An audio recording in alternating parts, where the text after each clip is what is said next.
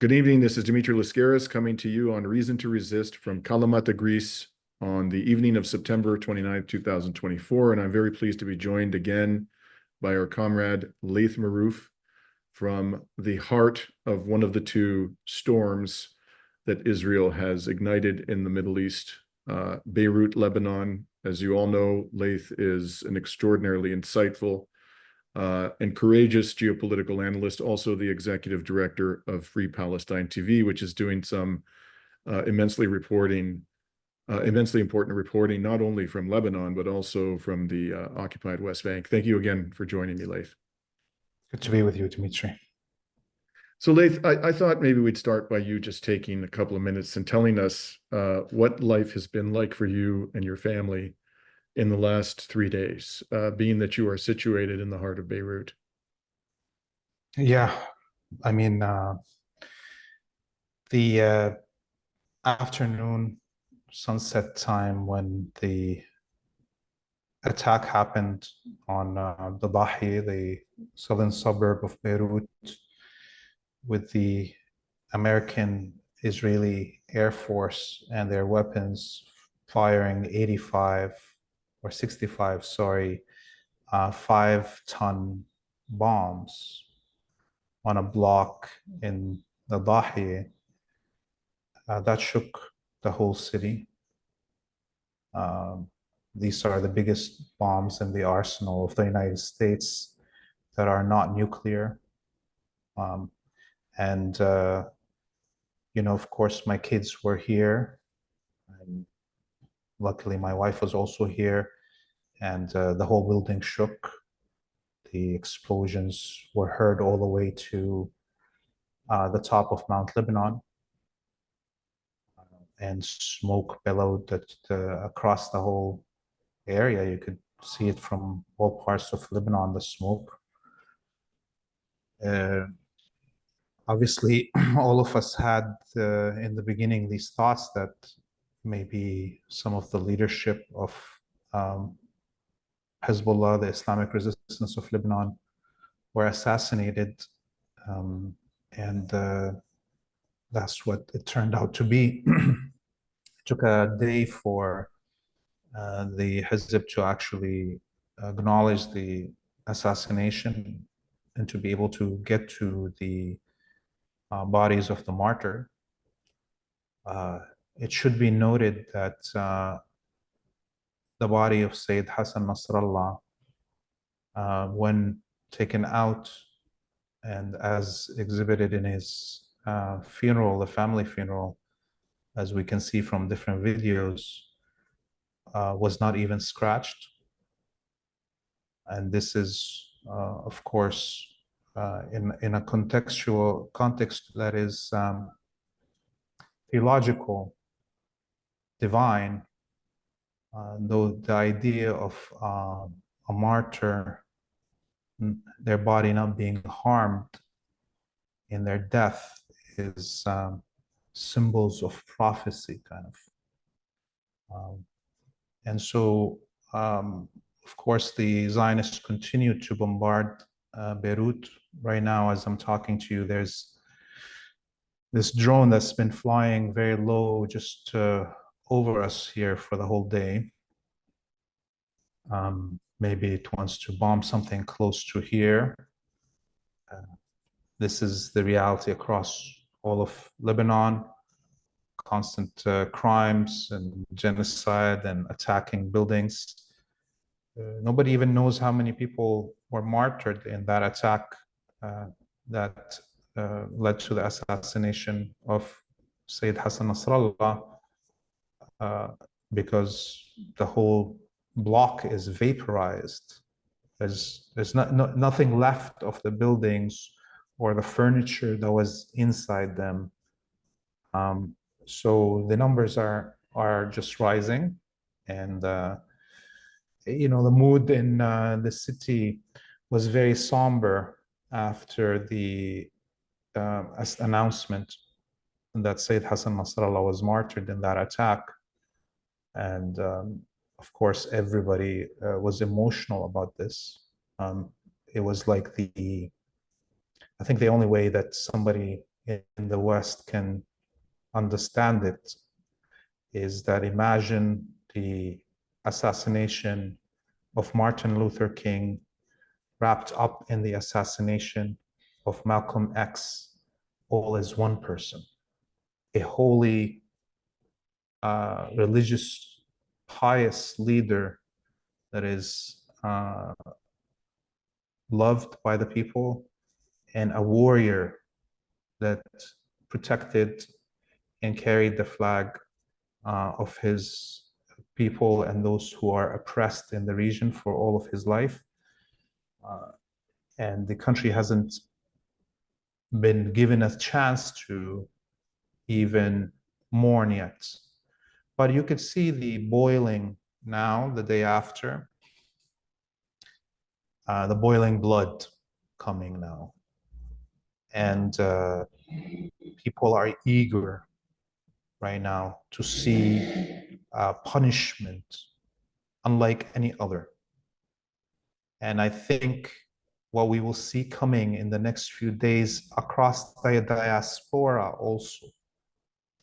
This is a warning to the imperialist elite in France, in Canada, in the United States. What we saw as millions of people out in the streets to stop the genocide of Gaza, when the genocide fully commences in Lebanon, those crowds will look like a picnic in the park. There will be riots in the streets of France. There will be riots across the West, and the war will be fought also on the streets of the West. This is now, I think, and this is not only me telling you, predicting, and I am predicting this will happen. We will see things that we haven't seen yet in the streets of the West as this war commences. But I also tell you from this moment on that I believe any hesitation that anyone had in the axis of resistance to bringing this war to the streets of the West because they wanted to help the West exit this conflict, without having mass bloodshed around the world, is gone. So whatever the West accepts to be the norm in the streets of Beirut, believe me, it will become the norm in the streets of Paris, Toronto, and New York. Wow. So I don't find any of that difficult to believe, Laith. I'm actually surprised at the level of restraint that the peoples of West Asia have shown until now. I've had nothing for admiration for the level of restraint that they've shown, but I think the writing is now on the wall, and you'd have to be blind not to be able to read it. Israel will not stop until it has absolutely annihilated anybody who it perceives to be opposed to its criminal aggression. Anybody, even if it's just a civilian who happens to be, in the general vicinity of somebody who is believed by Israel, rightly or wrongly, to be a member of the resistance. I don't know how else the people in the region could perceive Israel's conduct, and particularly the conduct of the West. It is now clear that there are no limits. There are absolutely no limits that they are prepared to impose upon this monstrous satanic regime. And we are on the cusp of an explosion. And I have to say, and I don't say it with any pleasure at all, I wish that this were not true, but you and I have been saying for months that this war was going to explode. I don't think there was ever a moment where you and I expressed the slightest reservation that that's what was going to happen. And it was obvious that we were heading there because of the unwillingness of these depraved, sadistic governments that rule us to hold Israel accountable to any degree whatsoever. This is unfortunately a prediction that we made that was 100% correct, and it's only going to get worse from here. I want to talk to you a little bit about, drill down into what is next. What is your best sense? I've seen some reports in the media about who is likely to replace Hassan Nasrallah. What's your best sense about who that person is likely to be, and what do we know about the candidates in terms of their perspective on how to wage this struggle? Can we anticipate, for example, that the successor is going to be, and I think you've hinted at this, more assertive, shall we say, in terms of responding to these criminal acts? Yes, yes. I mean, the only name that is floating around in the media is that of Sayyid Safiuddin, the Deputy Secretary General of Hezbollah. He is a cousin of Sayyid Hassan Nasrallah, and he's also married to the daughter of martyr Soleimani. So he's very close to the foundations of Hezbollah, but also the military aspects of it. He is going to be more aggressive. And I think if he is chosen to be the next Secretary General, and definitely whether it's him or anyone else, they will be acting with no limitations, because now we've passed our red lines. So what we should be expecting is that since Lebanese civilians and Lebanese infrastructure is an acceptable target, then now this is what will be happening also to the Zionists. Up until now, the 99% of Hezbollah's attacks have been targeted towards military infrastructure and military personnel. Now we will see a different change in that. And I think the most important thing that we should actually understand from this, what's going to happen since this assassination, is that number one, Hezbollah had prepared itself for a kind of mass decapitation of all its major leadership in all of the military and political structures. They, prepared for it even during and at the end of specifically the war in Syria, because they expected that to be the punishment for them breaking the might of the empire and mincing the Wahhabi hordes that the West took 30 years to build up in order to throw on Syria and Iraq. What that means is that there was already an alternate leadership structure, one that is secret. So from that point on, they return to the preliminary, basic, original way that any guerrilla group works, which is if you have all these public personalities, these are actually shadowed by hidden personalities, a core that is unnamed. Okay? That is, even, let's say, we say right now, Hassan Nasrallah has been martyred. May God accept his soul at the highest heavens.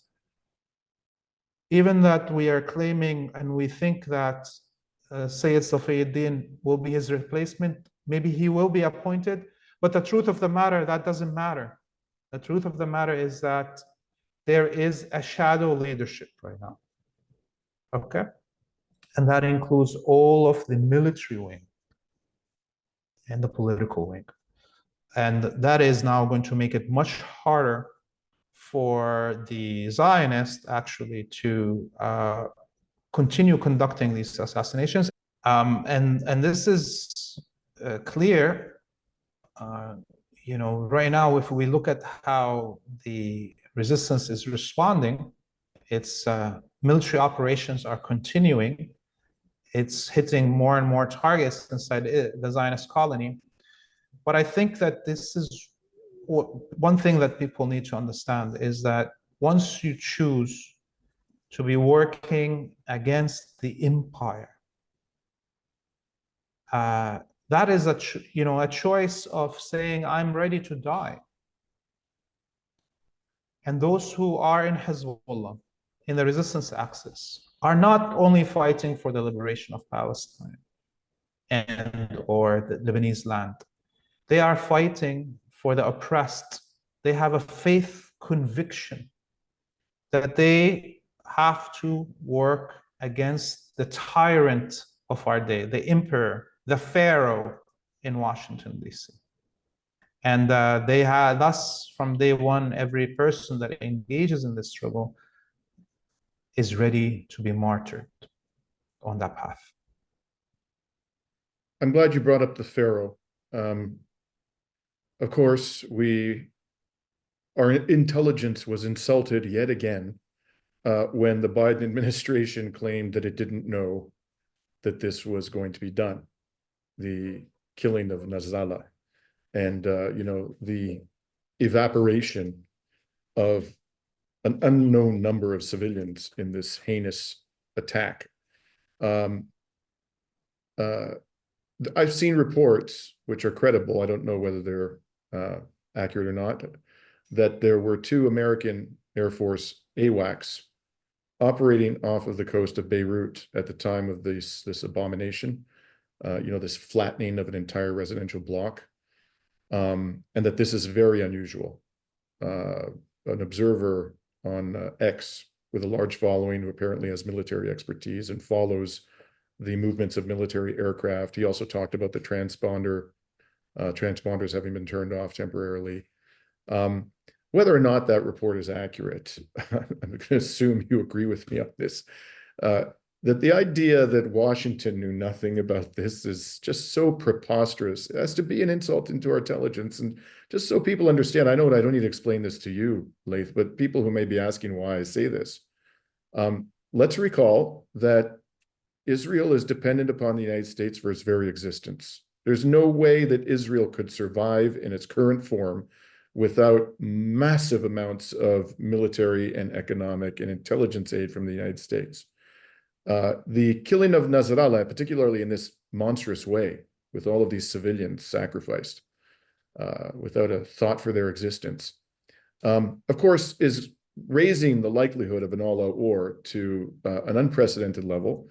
An all-out war would, whatever you may think of America's chances of winning that war, and I don't think much of them, is going to have profound consequences for U.S. interests in the Middle East. So the Americans are basically asking us to believe that this tiny little sadistic state that was about to engage in something that could have profound interests, consequences for Americans' vital interests here in the Middle East, in West Asia, didn't even consult them before carrying out this act. I find that not only ridiculous, but also I would go so far as to say that they probably did assist the Israelis in doing it.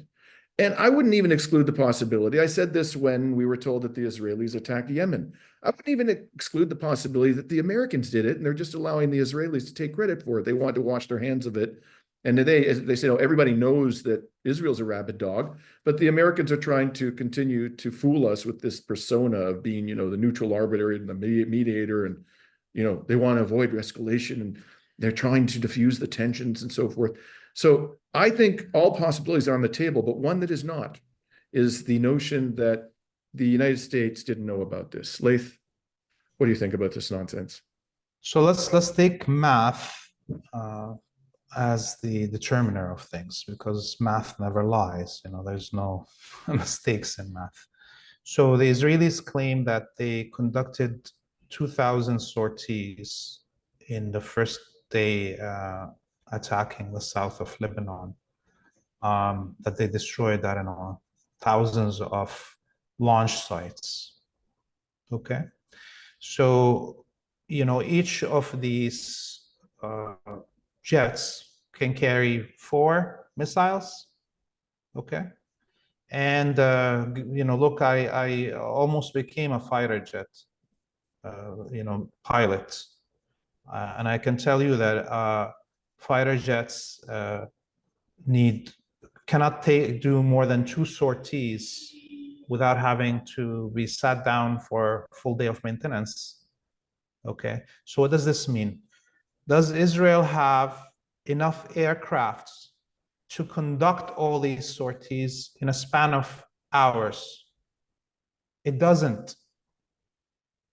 Logic dictates to us that there was at least, 500 to 1,000 jets that fired those, did those 4,000 sorties.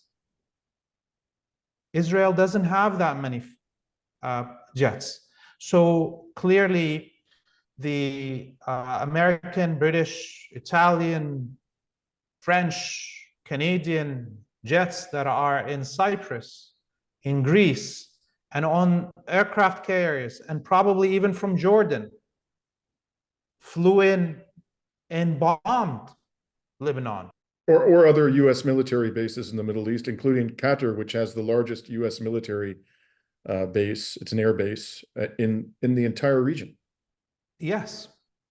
And this, Laith, again, I find all of that entirely plausible. I think that is much more plausible than the claim that the United States didn't even know about it. But I think this bears repeating again and again and again. I'm going to say it until I'm blue in the face. Israel is a gigantic U.S. military base masquerading as a country. It isn't a real country. It's a U.S. military base, which they dress up as a sovereign, independent entity that makes its own decisions. Israel is the United States. It is the United States.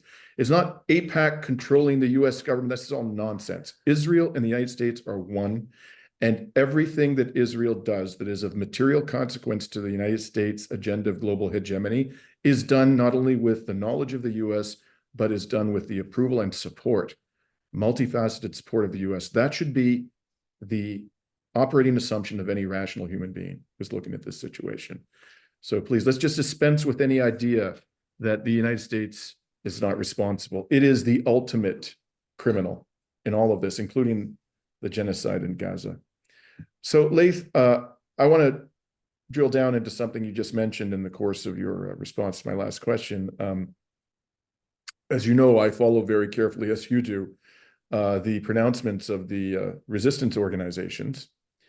And of course, when Sayyid Nasrallah was killed, the first question one of the first questions that popped into my mind was, how is this going to affect the operations of the resistance? So I went to my normal sources, which I have found to be reliable on Telegram. I say that because there are reports about their military operations, not just Hezbollah, which uses these channels. It's the Islamic resistance in Iraq. It's Nasrallah in Yemen, the Iranian government. And I found these reports to be reliable because they're oftentimes accompanied by video evidence, which you and I have discussed on numerous occasions.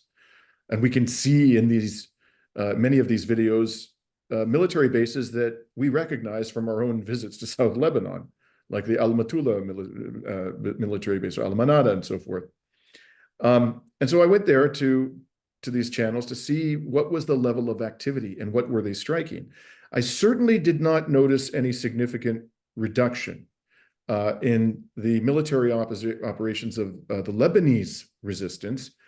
What did appear to me to be the case is there has been a dramatic increase in the attacks from Yemen and particularly Iraq.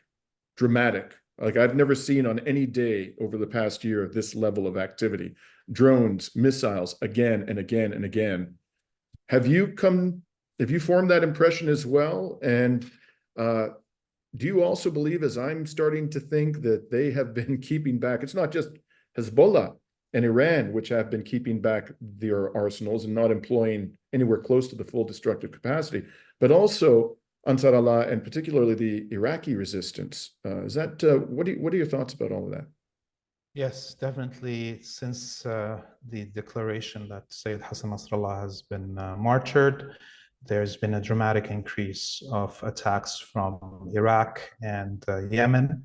And yesterday, the main American occupation base in Syria, in the northeast, across from Deir ez-Zor city, where the U.S. is occupying the Conoco oil and gas fields as with their Kurdish contrast, there was a wave of drones and guided missiles that hit the main American military artillery headquarters in the base and the barracks of the officers and soldiers. And then the United States retaliated, quote unquote, by attacking civilians in Deir ez-Zor city, civilian buildings. And then there was a second wave of attacks on the Conoco occupation base. And again, this time hitting munition warehouses, and there was huge explosions. The videos are all there for people to see. And there was a back and forth around the Bukamal crossing between Syria and Iraq, and the American base on the other side of the river tried to bomb the border crossing, and there was drones and missiles that hit the American base on the other side. And this is at the same time as the American occupation base in Jordan, which is an occupation base, just outside Amman, also got hit by missiles and drones. There was a big hush-hush about it in Jordan, but it got hit. And of course, the Iraqi resistance continues to fire. I think just yesterday they fired at least 4 different drones with videos and guided missiles. Hezbollah fired their first ballistic missile, and it hit one of the major Israeli bases just east of Tel Aviv. That brought most of the center of the colony down into the bunkers. This was also coupled at the same time, a few hours before that, with 2 hypersonic missiles fired from Yemen that hit the Ben Gurion airport as the plane of Netanyahu was landing back from his war speech at the United Nations. So that shows you how coordinated the activities are and how much higher the target and the strategic goals are of these attacks. And finally, about Hezbollah, they bombed for the first time Ma'alit Adumim, the largest settler colony in the West Bank, north of Jerusalem, that segregates Bethlehem from Jerusalem, and the colony went without electricity until today. So switching gears a little bit, Laith, I have to say, I think we have to be, honest here, and it is remarkable that Israel has managed to kill, or it might have been the United States, these senior figures within Hezbollah within such a short period of time. They killed Fuad Shakur on July 31st, who I believe was the top commander in Hezbollah. They killed the top, or one of the top commanders in the elite Radwan force of Hezbollah. They've killed Nasrallah, and there have been other senior figures within the military structure. It seems to me, and I'm no expert in these matters, but there are basically 2 possibilities. One is that there is 1 or more moles within Hezbollah. The other is that they have somehow find a way to penetrate and intercept communications amongst the leadership of Hezbollah, or it may be both. What is your best sense of what is going on here? How did they manage to kill so many senior important figures? As you say, there's no illusion on the part of the resistance about the Israeli-American propensity for murdering leaders of the resistance by any and all means necessary, including wiping out hundreds or thousands of civilians. So they must have taken extraordinary steps to protect themselves, and yet they managed to pull this off. What do you think is going on here? Well, there's 2 things that are going on. Number one, everybody must understand that Lebanon is the most infiltrated society probably in the world. There is career moles and career, brats and collaborators. It is also a society that has no state. There's no power for the state to do anything. Everybody comes in and does whatever they want to.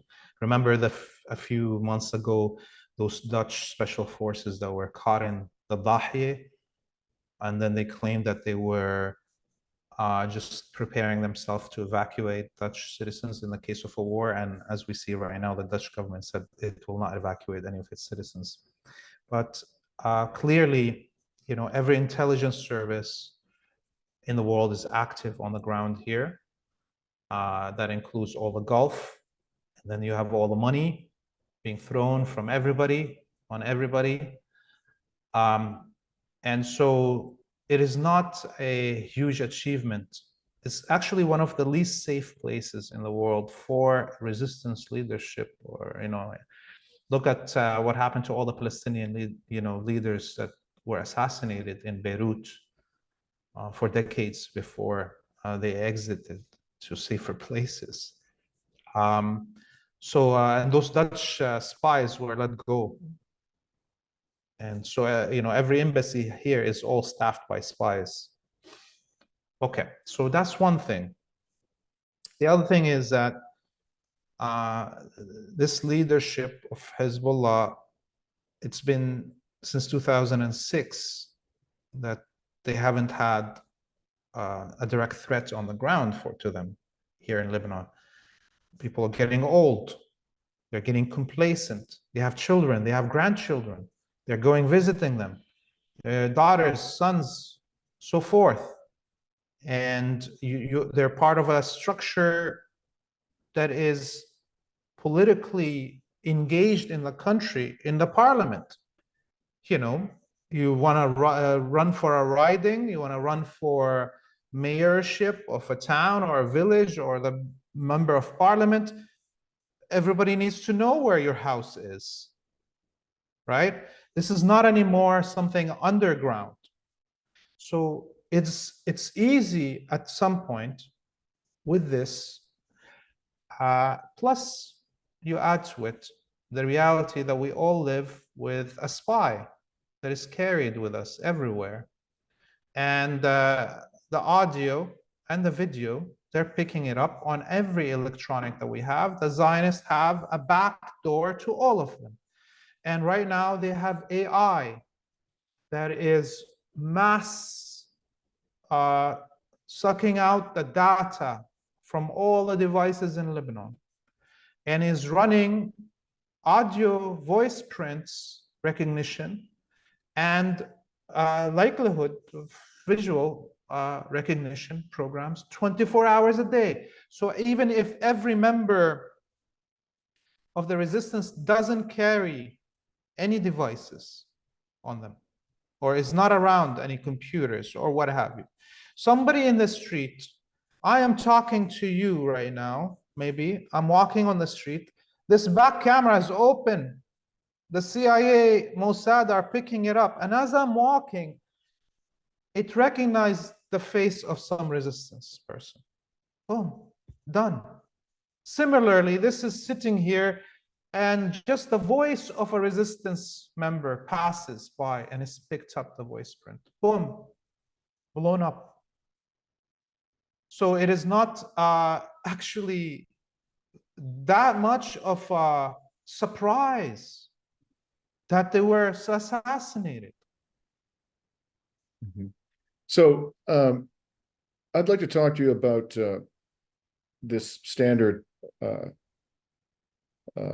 nonsense that Israel trots out whenever it mass murders civilians in the name of killing a leader of the resistance, and that is that its enemies use civilians as human shields. So I'm just going to throw this out there. I have lots to say to this, but there's just one thing I'm going to say, and then I'm going to invite you to comment on this justification for obliterating an entire block of residential apartments. Of course, if somebody actually is using civilians as human shields, as a logical matter, what that means, it must mean if that's what they're doing, they're using them as human shields, that they think that the presence of those humans, those civilians, is going to deter the enemy from killing them.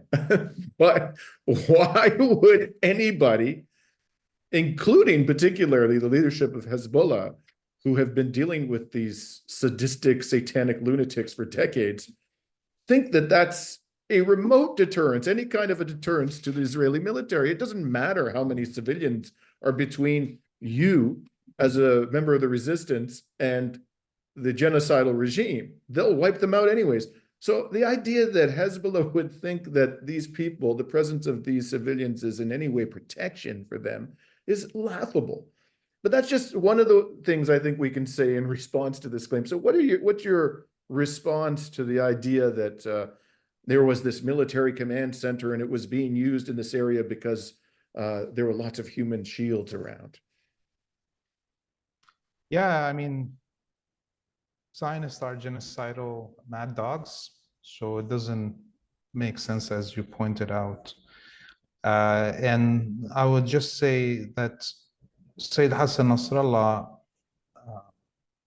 number one, was told many times to exit the country and to hide somewhere. And he had refused every time, saying that he is from the people, for the people, by the people, and he will stay with them, and he will have the same fate as his people. This is the same as we see in the leadership in Gaza, the Palestinian leadership. So this is something that kept him very loved, that he stayed with the people. The other thing is that I think we all missed it in his last speech. He kind of predicted that they will assassinate him. He said in his last speech that he was offered everything Lebanon wants as long as they stop supporting the resistance in Palestine and giving them military aid, basically. And he refused, and he was told they're going to kill you. And he said, well, if the choice is between dignity and standing up for justice and the oppressed or living in humiliation, I'd rather be martyred. And he said, I may not be with you soon, but Palestine will be liberated. So it's clear that this man, knew that the United States will assassinate him if he continued on this path, and he chose dignity over humiliation. And that's what the whole people are choosing here. And they're gonna, all those rapes, videotaped, purposefully leaked, of Palestinian prisoners of war, the purposeful rape of Gaddafi live on television by a bayonet, the leaking of Saddam Hussein's hanging, the leaking of the photos in Abu Ghraib, all of that's all programmed to supposedly break the will of Arab men specifically, that refuse humiliation, that rather die as martyrs than accept the humiliation and slavery. This is what all this genocide is about. This is what the mass carpet bombing of whole neighborhoods is about. Those people in the Dahi, in South Lebanon, that refuse to bend over will be genocided in public. So Laith, today, I think it's important to point this out because you touched upon it in your remarks just now. Why did they kill Nasrallah? And apparently NBC, this was tweeted by somebody by the name of Ahmad Al-Gobari. I saw this because it was retweeted with comment by Arnaud Bertrand. But NBC quoted an Israeli official as stating, We have decided to kill Nasrallah after concluding that he will not agree to any solution that isn't tied to ending the war in Gaza. Now, if that doesn't tell you all you need to know about this genocidal entity, I don't know what to say to you. I mean, they didn't say we've killed him because he's a terrorist. This Israeli official is saying straight up, he wasn't going to abandon the Palestinian people, so we eliminated him. So finally, Laith, perhaps in terms of what happens next, the most important question is, what is the Iranian government going to do? So it's been almost exactly 2 months since the Zionist entity murdered Ismail Haniyeh in Tehran. In the interim, there have been many more escalations, including the pager attack, the walkie-talkies blowing up, the carpet bombing of parts of Lebanon, and then, of course, perhaps the most provocative action of all, the killing of Hassan Nasrallah, along with an untold number of civilians. And yet Iran hasn't directly, and I stress directly, retaliated. It has begun, you and I have been saying all along that there was going to be a retaliation. And it was beginning to seem more plausible to me that perhaps Iran had determined that it was going to retaliate through its allies in the region, but not directly. What is your view about this? What do you think is the most likely response of Iran going to be? And how do you see this, even looking beyond the response of Iran, how do you see this now playing out in Lebanon? Yeah, I don't think the Iranian response is going to come before the Israeli invasion of Lebanon. The Israelis are determined to invade Lebanon, and the West is going to let them. Again, the whole point is, as we see, they want to humiliate. This is their only, what's left in their mind is to humiliate huge nations with huge massacres and destruction. They want to put the fear in those stubborn, uppity Arabs. Okay, that's the shock and awe. That's the publicity of genocide and so forth. So, we're getting very close to the 1-year anniversary of October 7th. Maybe a significant date to avenge the assassination of Ismail Haniyeh and Sayyid Hassan Nasrallah and President Raisi and others will be on that day. I think why the Zionists have been rushing to push us into this is because they don't want the memory of October 7th even to be. The other thing is that the whole axis of resistance has to also now fight a different kind of war, a cyber war, an intelligence war. Those are also still battlefields that haven't been opened. So what if Israeli assets around the world start blowing up? It doesn't have to be only on this battlefield. What if Netanyahu is somewhere visiting and boom?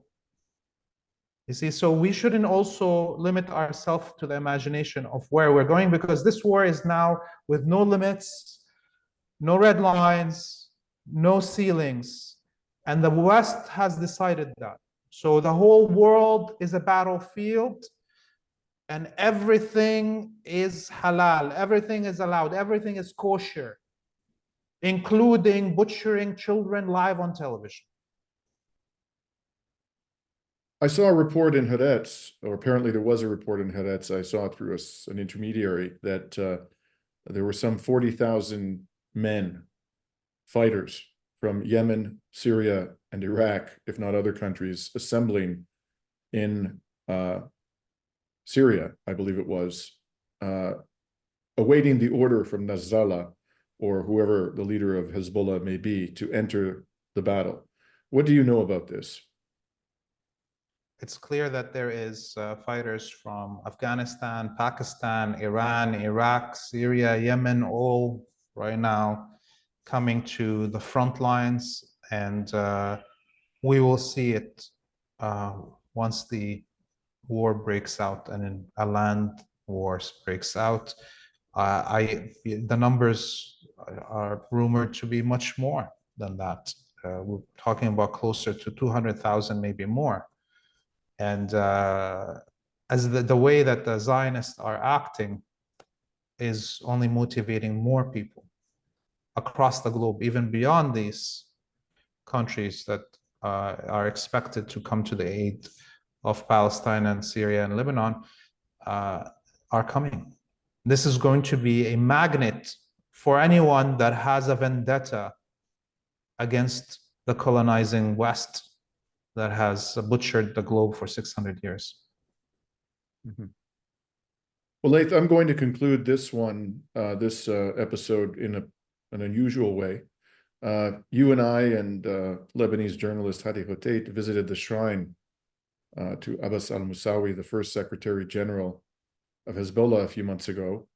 And I'd like to share with our audience, the final segment of this particular episode of Reason to Resist, a clip from that report, because I think it's instructive for what we can now expect the response of Hezbollah to be. For now, this is Dimitri Lascaris signing off from Kalamata, Greece, along with Laith Marouf from Beirut, Lebanon. Behind me is a shrine to the first Secretary General of Hezbollah. His name was Abbas al-Musawi. He was assassinated in 1992 in southern Lebanon in the town of Nabatea with his wife and children by an Israeli airstrike, and was replaced by Hassan Nasrallah, the current Secretary of General, who has lasted and survived in that position of Secretary General for a little more than 32 years now. One Israeli leader reportedly complained that the killing of the first Secretary General al-Musawi actually turned out to be contrary to the interests of Israel, because Nasrallah turned out to be an even more capable leader of Hezbollah than al-Musawi had been. This particular town and the areas around it are claimed by the Israelis to be the home to various military production facilities. And as a result, this area has been struck repeatedly by Israel through drone and airstrikes during the past 7 months. We're now going to go into the shrine and have a closer look at the legacy of this particular leader of Hezbollah.